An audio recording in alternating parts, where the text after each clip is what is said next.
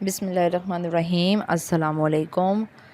Students, आज की जो हमारी वीडियो है वो रिसर्च प्रपोज़ल के बारे में है कि हम किस तरह से रिसर्च प्रपोज़ल को बना सकते हैं और किन किन स्टेप्स के थ्रू हम बना सकते हैं, और रिसर्च प्रपोज़ल होता क्या है, किस लिए इसको यूज़ किया जाता है। तो चलिए वीडियो स्टार्ट करते हैं। सबसे पहले हम देखेंगे कि व्हाट इज़ प्रपोज़ल।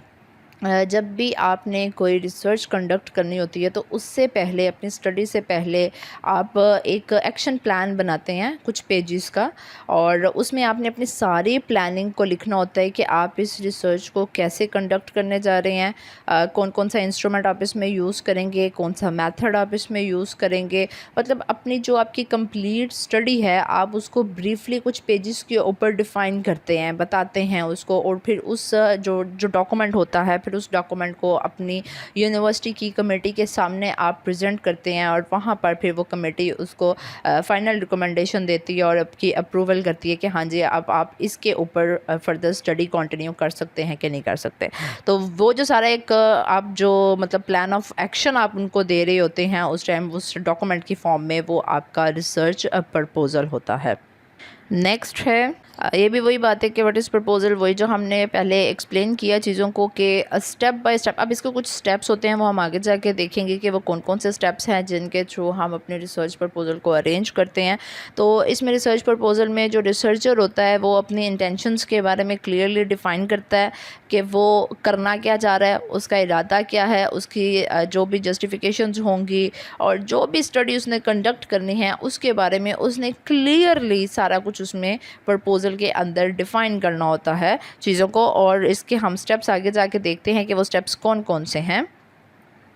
इसकी इम्पोर्टेंस देख लेते हैं। पहले तो इम्पोर्टेंस ये है कि हमें रिसर्च प्रपोज़ल देखते ही पता चल जाता है कि रिसर्चर करना क्या चाहता है, ठीक है, उसकी इंटेंशंस क्या हैं और वो क्या इरादा क्या रखता है अपनी उस स्टडी को इन्वेस्टिगेट करने के बारे में। दूसरी जो चीज़ है कि ये हमारा एक जो प्रोजेक्ट होता है, कंप्लीट प्रोजेक्ट है, उसका ये एक कॉन्ट्रैक्ट, डॉक्यूमेंट ऑफ कॉन्ट्रैक्ट होता है ये जो रिसर्च प्रपोज़ल है, क्योंकि प्रोजेक्ट तो बहुत बड़ा होगा और जो हम रिसर्च जब कंडक्ट करते हैं तो उसको जब हम डिटेल में लिखते हैं तो वो तो बहुत एक पूरी बुक बन जाती है, लेकिन जो प्रपोज़ल होता है वो चंद पेजेस का होता है, तो हम इसको डॉक्यूमेंट ऑफ कॉन्ट्रैक्ट भी कह सकते हैं कि इसके अंदर हम अपने प्रोजेक्ट के बारे में सारी ब्रीफली जो है वो एक्सप्लेन करते हैं चीज़ों को। और दूसरा ये है कि आपका जो रिसर्च प्रपोज़ल है वो ज़्यादा इफ़ेक्टिव हो सकता है अगर आप इसको अपने प्रोफेसर्स, सुपरवाइज़र्स के साथ डिस्कस करें, तो इसके ज़्यादा अच्छे तरीके से आप अपने रिसर्च को कंडक्ट कर सकते हैं, क्योंकि स्टूडेंट्स का अभी इतना नॉलेज नहीं होता और रिसर्च के बारे में भी इतनी हाव नहीं होती, इतनी डेप्थ नहीं मालूम होती, तो आप प्रोफेसर्स या सुपरवाइज़र्स की हेल्प की मदद से आप अपने रिसर्च को मज़ीद इफ़ेक्टिव बना सकते हैं। फिर उसके बाद जो आपका रिसर्च प्रपोज़ल होता है ये आपकी जो मेन रिसर्च है, जो मेन स्टडी है, उसको उसके लिए ये ओवरव्यू का काम करता है। मतलब अब कोई भी रिसर्च को डिटेल पढ़ने से पहले आपका प्रपोज़ल पढ़ लेगा तो उसको ओवरव्यू मिल जाएगा कि आपकी स्टडी है किस चीज़ के बारे में है। फिर उसके अंदर उस रिसर्च प्रपोज़ल के अंदर उस रिसर्च के स्कोप के बारे में भी आपने बताया होगा, अपनी मेथडोलॉजी के बारे में भी बताया होगा, मेथड कौन सा आप रिसर्च का यूज़ कर रहे हैं, फिर सिग्निफिकेंस जो है वो बताएंगे आपकी जो आपकी स्टडी है वो किन किन लोगों के लिए सिग्निफिकेंट साबित हो सकती है, टीचर्स के लिए, स्टूडेंट्स के लिए, पॉलिसी मेकर्स के लिए, एजुकेशनल इंस्टीट्यूशंस के लिए। तो ये सारी जो चीज़ें होती हैं ये आपको रिसर्च प्रपोज़ल देखते ही मालूम हो जाती हैं। इसकी कुछ एडवांटेजेस भी हैं रिसर्च प्रपोज़ल जो आप बनाते हैं। एक तो ये है कि आप अपनी ही जो आपका करंट रिसर्च प्रोग्राम है उसको आप रिव्यू भी कर सकते हैं और क्रिटिकली आप उसको इवैल्यूएट भी कर सकते हैं, जो आपके पास डॉक्यूमेंट फॉर्म एक आ जाती है वहाँ से। फिर आप ख़ुद को भी और दूसरों को भी कन्विंस कर सकते हैं कि आपकी जो स्टडी है वो वर्थ सपोर्टिंग है, कि जिस टॉपिक के ऊपर आपने काम किया है वो बहुत इंपॉर्टेंट है, और आप दूसरों को भी इस कायल मतलब आप दूसरों को भी कायल करते हैं कि वो आपकी स्टडी को रीड करें, पढ़ें, उसके ऊपर वर्क करें, और मज़ीद उनको फर्दर जो जब वो स्टडी करेंगे तो जो आपकी स्टडी होगी वो उसको सपोर्ट करती है। फिर आप अपने जो रिसर्च प्रोग्राम है आपका, आप उसके ऊपर फोकस रहते हो। जब आप रिसर्च प्रपोज़ल लिख रहे होते हो तो आपके माइंड में डिफरेंट आइडियाज़ आ रहे होते हैं और उन आइडियाज़ को आप राइट डाउन कर रहे होते हो अपने रिसर्च प्रपोज़ल में। अब कुछ इसका रिलेशनशिप देखते हैं कि रिसर्च प्रपोज़ल का और रिसर्च का, इन दोनों का आपस में क्या रिलेशनशिप है। तो जो रिसर्च प्रपोज़ल होता है ये आपका प्लान है, ठीक है। और जो रिसर्च है ना, ये आपका एक्शन होता है, आप इसको प्रैक्टिकली परफॉर्म करते हो। पहले रिसर्च प्रपोजल में आपने डॉक्यूमेंट फॉर्म में अपनी प्लानिंग के बारे में सारा बताते हैं, और फिर उसके बाद जब आप रिसर्च की तरफ जाते हैं तो आप इसको यहाँ पर प्रैक्टिकली फिर आप इम्प्लीमेंट करते हैं उन चीज़ों को। तो जो रिसर्च होगी वो आपकी एक्शन होगी और रिसर्च प्रपोजल आपका प्लान होगा।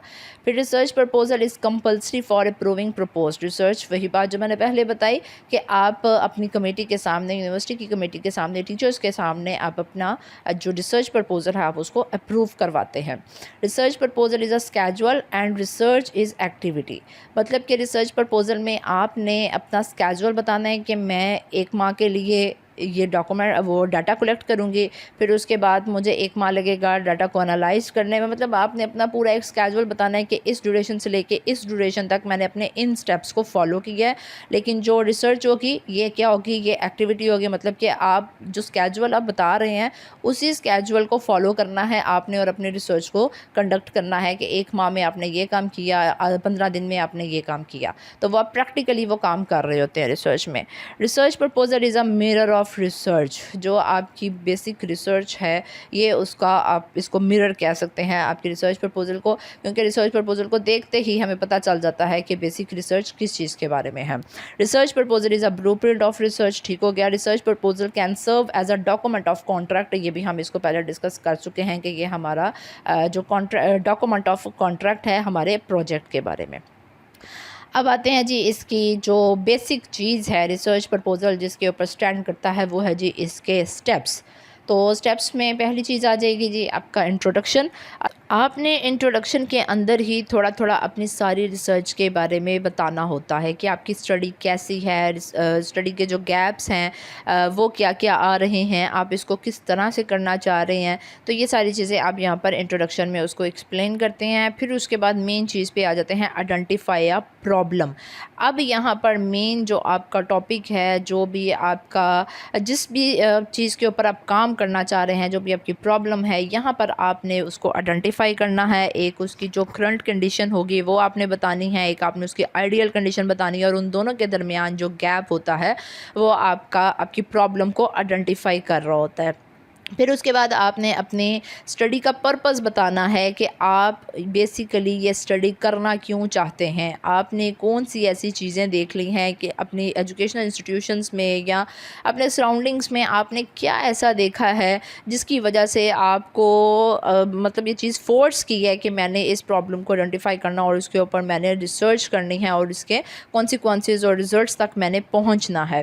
फिर उसके बाद आप अपने सिग्निफिकेंस के बारे में बताते हैं कि जो मेरी स्टडी है ये किन किन लोगों के लिए सिग्निफिकेंट साबित हो सकती है, आपकी स्टडी से किन लोगों को फ़ायदा पहुंच सकता है, उसके बारे में आप बताते हैं। फिर अपनी लिमिटेशंस और डिलिमिटेशंस के बारे में बताते हैं। अपनी स्टडी की लिमिटेशंस और डिलिमिटेशंस में ये डिफरेंस होता है कि लिमिटेशंस में चीज़ें आपकी कंट्रोल से बाहर भी हो सकती हैं, लेकिन डिलिमिटेशन में आपने जो बाउंड्री सेट कर दी है आपने उसके अंदर ही रहना है, उससे बाहर आप नहीं निकल सकते। फॉर एग्ज़ाम्पल, आप अपनी स्टडी को डिलिमिट कर देते हैं कि मैंने बीएड के फर्स्ट सेमेस्टर के जो स्टूडेंट है सिर्फ उनसे डाटा कलेक्ट करना है, इसके अलावा मैंने किसी और से नहीं लेना। तो अब आपने बीएड के जो फर्स्ट सेमेस्टर के स्टूडेंट होंगे सिर्फ उन्हीं से ही डाटा लेंगे, उसके अलावा आप किसी भी एक और पार्टिसिपेंट से डाटा नहीं ले सकते। तो ये थी जी आपकी स्टडी जिसको आपने डिलिमिट कर दिया। या आप कह देते हैं कि मैंने अगर प्राइमरी स्कूल है तो वहाँ पर गर्ल्स और बॉयज़ दोनों इकट्ठे हैं, तो मैंने जस्ट बॉयज़ से डाटा लेना है या जस्ट गर्ल्स से डाटा लेना है, तो ये आपने अपनी स्टडी को डिलिमिट कर दिया। तो ये होती है जो लिमिटेशन आपकी कंट्रोल से बाहर हो सकती हैं चीज़ें, वो आपके रिज़ल्ट के ऊपर असरअंदाज हो सकती हैं, लेकिन डिलिमिटेशन जो जिस बाउंड्री को आपने सेट करना है उससे बाहर आपने नहीं निकलना। उसके बाद आ जाता है जी review of literature. Review of literature में आपने अपनी स्टडी के हवाले से जो पहले से स्टडीज़ की जा चुकी हैं उसके रिज़ल्ट्स को बयान करना होता है। वो स्टडीज़ किन्होंने की थी, उसका ईयर क्या था, वो सारी डिटेल जो भी होगी वो आप अपने रिसर्च प्रपोजल में इसको लिटरेचर रिव्यू को ऐड करेंगे, और वही जो लिटरेचर रिव्यू होगा वो आपकी स्टडी के रिज़ल्ट्स को सपोर्ट कर रहा होगा। फिर उसके बाद आ जाते हैं जी फॉर्मुलेशन ऑफ हाइपोथेसिस। हाइपोथेसिस आप बनाएंगे अपने स्टडी के हवाले से। हाइपोथेसिस कैसे बनाए जाते हैं, कौन कौन से होते हैं, इसके ऊपर भी मेरी डिटेल वीडियो है, आप ऊपर आई बटन पे क्लिक करके उसको देख सकते हैं। फिर उसके बाद आ जाएंगे आप प्रोसीजर ऑफ स्टडी। अब यहाँ पर आपने अपनी सारी जो प्रोसीजर है, स्टेप्स हैं, उनको बयान करना है। मतलब कि रिसर्च को कंडक्ट करने का जो स्टेप है, मतलब कि कौन सा मेथड आप यूज़ कर रहे हैं, आपके रिसर्च डिज़ाइन कौन सी है, अपने डाटा को कैसे कलेक्ट किया, डाटा को अब एनालाइज आप कैसे कर रहे हैं, कौन सा इंस्ट्रूमेंट आप यूज़ कर रहे हैं, आपकी सैम्पलिंग क्या है, सैम्पल डिज़ाइन कौन सा है, इन सब के ऊपर मेरी वीडियोज़ अलग अलग से बनी हुई हैं। सैम्पलिंग, रैंडम सैम्पलिंग, मतलब प्रोबेबिलिटी सैम्पलिंग और नॉन प्रोबेबिलिटी सैम्पलिंग के ऊपर, वो भी आप जाके मेरे चैनल पे सर्च करके इसको देख सकते हैं। ये सारी चीज़ें करने के बाद, डाटा को एनालाइज करने के बाद, एट द एंड जो आएगा आपका रिज़ल्ट, अब आपने वहाँ पर आउटलाइन ऑफ रिसर्च रिपोर्ट, फिर जो रिज़ल्ट्स आते हैं उसकी बेस पर आप अपनी रिसर्च रिपोर्ट बनाते हैं। और रिसर्च रिपोर्ट की फिर आउटलाइन आप अरेंज कर देते हैं, अपनी फाइंडिंग्स वगैरह लिख लेते हैं कि जी क्या क्या आपने जो रिसर्च की, जो स्टडी की, जो भी आप उसका रिज़ल्ट आया, उसकी जो फाइंडिंग्स आई, जो कंक्लूजन आया, वो सारा फिर आप उसको समराइज़ करके अपनी रिसर्च रिपोर्ट के अंदर उसको ऐड कर देते हैं।